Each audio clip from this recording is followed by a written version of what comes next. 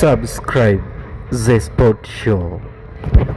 Haji Sunday Manara azidi kuidhirishia umma juu ya hatma yake kunako klabu ya Yanga, lakini pia juu ya wanachama wake kunako klabu ya Yanga, japo imebaki kuwa vita kati yake yeye Ally Kamwe na Privadinho. Je, nani ambaye anailinda taasisi ya klabu ya Yanga na nani anayeibomoa taasisi ya klabu ya Yanga?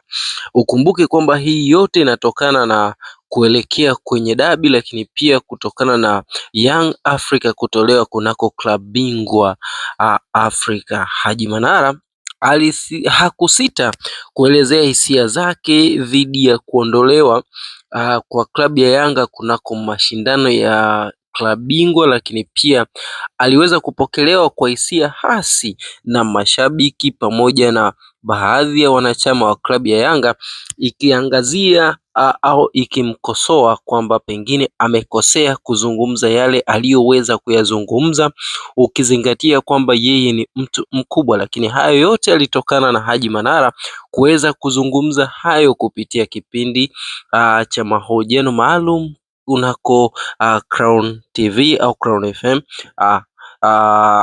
au Crown Media kiujumla, ambapo ilinukuliwa Haji Manara akikosoa uongozi wa klabu ya Yanga kwa maana ya sajili wanazozifanya ya kila baada ya miezi sita, huku Haji Manara akisema kwamba hauwezi ukatengeneza timu yenye ushindani kama kila baada ya miezi sita unaleta watu wageni. Kocha ndani ya msimu unakuwa na makocha wawili, kwa hiyo ni hipi vision ya club? Kwa hiyo hoja ya Haji Manara imepokelewa tofauti na ambavyo alikuwa akizungumzia, japo ukikaa kwa undani zaidi kuweza kuangalia zaidi hoja alizokuwa akizitoa Haji Manara, unagundua alikuwa sahihi sana kwa 100%, kwa maana alizungumzia klabu ya Yanga kama taasisi ya mpira ambayo inahitaji mafanikio makubwa, ijapo amekuja kukumbana na kukosolewa kwa wingi na baadhi ya wadau wa mpira ikiwemo wasemaji au wanahabari au maafisa habari au waliopo katika klabu ya Yanga kama kitengo cha habari. Anamzungumzia Ally Kamwe pamoja na Privadinho ambao walijitokeza kuweza kumkosoa Haji Manara. Sasa swali linabaki kati ya Haji Manara, Privadinho na Ally Kamwe, ni nani anayeipenda Yanga na anaitetea au anazungumza kwa ajili ya maslahi ya Yanga?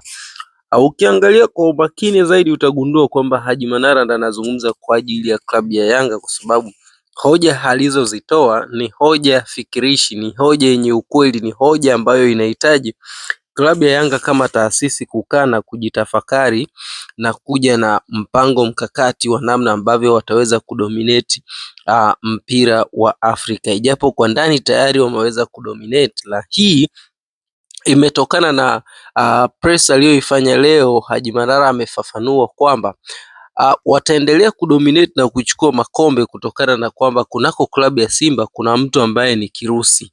Kwa hiyo katika ile safu ya uongozi uliopo kuna mtu ambaye ni kirusi anayesababisha Simba iweze kufeli. Japo Haji Manara hajamtaja hadharani ni nani, lakini ametoka hadharani na kusema kwamba kunako klabu ya Simba kuna mtu ambaye anagongesha cheche. Kwa ni nani huyo? Pengine ni kiongozi mkuu ambaye yupo katika klabu ya Simba ambaye anafanya hayo yote kwa maslahi yake binafsi, na Haji Manara akasisitiza kama huyo mtu ataendelea kuwepo, basi Young Africa itaendelea kubeba ubingwa mpaka 2030 au 2050.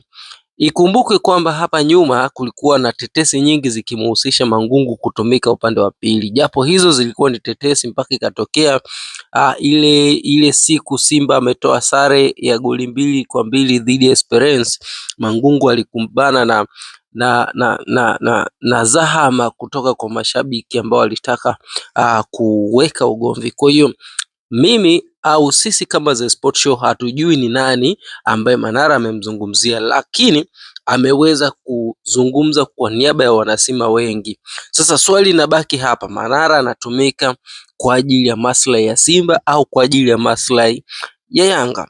Ukumbuke wakati huu watu wanaelekea kwenye dabi. Kwa hiyo kwenye dabi hakuna kitu kinachotokea kwa bahati mbaya.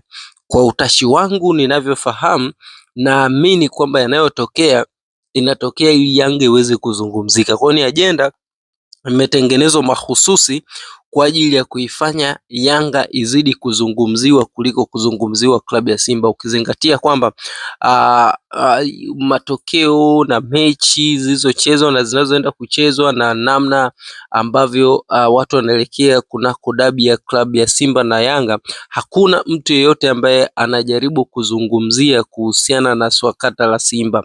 Watu wote macho na masikio yamegeuza kunako klabu ya Yanga na Haji Manara pamoja na Ally Kamwe. Je, ni nini ambacho kipo nyuma? Japo kwenye posti iliyopita nilisema hivi kwamba hii ni vita ambayo inahusisha vyeo, na rejea posti niliyoposti hapo jana, ilikuwa inazungumzia sababu inayosababisha ugomvi kati ya Ally Kamwe na Haji Manara.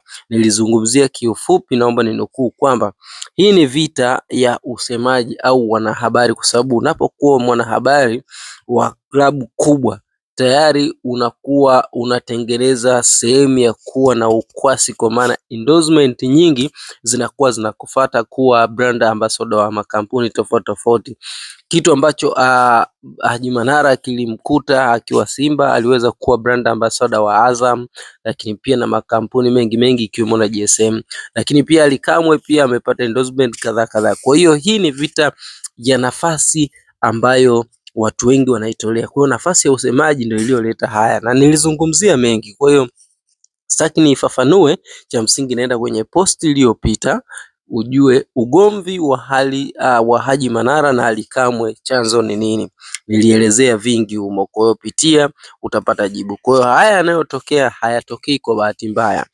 Hiki kitu ambacho kinaendelea, press na majibizano kati ya Ally Kamwe na Privadinho na pamoja na Haji Manara ni skendo ambayo inatengenezwa kuzima hali ya inayoenda kutokea kunako klabu ya Simba na Yanga. Ukumbuke kwamba wanaendelea hizi ni huwa tunaita kwamba ni vitu ambavyo vimetengenezwa makusudi, lengo iweze kuzungumziwa klabu ya Yanga zaidi kuliko klabu ya Simba, na pia lengo ni tukienda kwenye masuala ya digital au masuala ya social media, Yanga iwe kwenye trend zaidi kuliko klabu ya Simba. Kwa hiyo kwa namna moja ama nyingine, hakuna kilichotokea kwa bahati mbaya. Hiki kitu ni drafti au ni mchoro umechorwa ili kuweza kuelekea kwenye dabi. Sasa hatujui ipo upande wa klabu ya Yanga tu au hata Simba pia anatumika, kwa sababu akina Ally Kamwe wanamdisi kwamba Haji Manara anatumika na klabu ya Simba, ndio maana anazungumza hivyo, na pia kuna wengine wanaenda mbali wakisema kwamba anahitaji kurudi kunako klabu ya Simba. Kwa hiyo haya yote yanatokea si kwa bahati mbaya. Tutaendelea tena wakati mwingine. Shukrani sana.